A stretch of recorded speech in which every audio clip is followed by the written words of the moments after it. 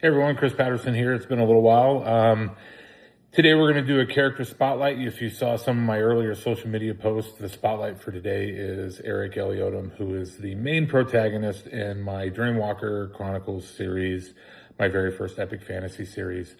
So one of my favorite things in fantasy has always been the exploration of ordinary people being thrown into situations, into something that's much bigger than them. And that is why Erik Eleodum exists. He's a normal guy. He's a farmer. And really, I took inspiration for Erik from really two characters. The first is a character named Mirand from the Wheel of Time series. If you haven't read that series, you should. It's a great foundational epic fantasy series.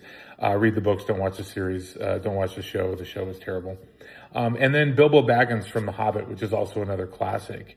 And, you know, obviously they're very different people. They're not the same person, but neither one of them begins as a hero. And the reality is they don't want to be heroes. They want to live a peaceful, normal life.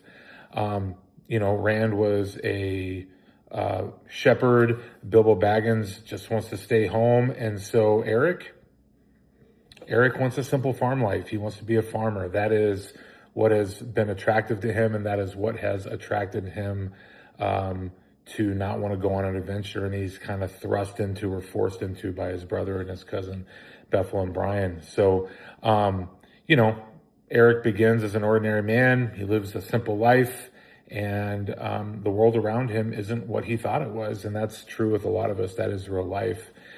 You know, in this story, in A Chance Beginning, in the Dreamwalker Chronicles, we find out that an ancient darkness is rising up. The world is much bigger than he thought. It's far more dangerous than he thought. And then suddenly he finds himself carrying burdens that most normal people don't want to carry and honestly can't carry. And I think that's one of the reasons why fantasy itself connects a lot of times to readers, but I think it's also one of the reasons why my fantasy connects with readers.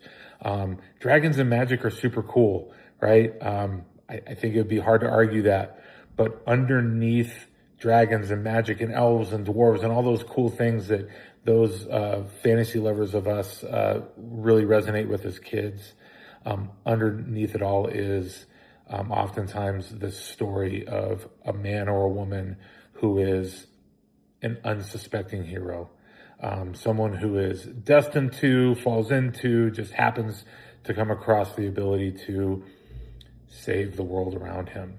So anyways, that is Erik Eleodum. I hope you guys enjoy. I would love to hear who your favorite fantasy hero is. And they don't have to be an unsuspecting hero. They could be someone who completely sets out with the intention of being a hero. Drop that in the comments. I would love to hear from you. And until next time, happy reading. For those of you that write, happy writing. And we'll see you next time.